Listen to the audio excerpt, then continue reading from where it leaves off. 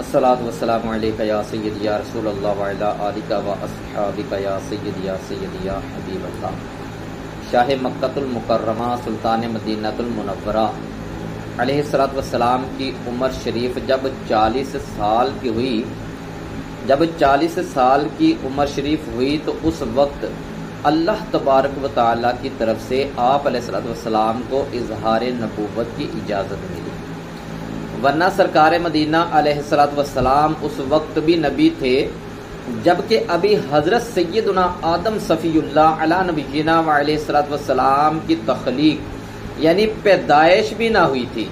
चुनाचे नबी मोहतरम नूर मुजस्सम अलैहिस्सलातु वस्सलाम की खिदमत सरापा अज़मत में अर्ज़ की गई, मता कौन ता नबी यानी आप अलैहिस्सलातु वस्सलाम कब से नबी हैं?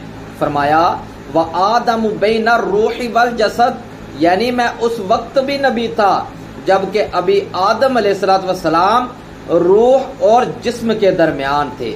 मैं उस वक्त भी नबी था जबकि आदम अलैहिस्सलातु वस्सलाम रूह और जिस्म के दरमियान थे। आदम का पुतला न बना था जब भी वो नबी, आदम का पुतला न बना था जब भी वो दुनिया में नबी थे। आदम का पुतला न बना था जब भी वो दुनिया में नबी थे। है उनसे आगाज़ रिसालत सल्लल्लाहु ताला अलैहि व आलिहि वसल्लम।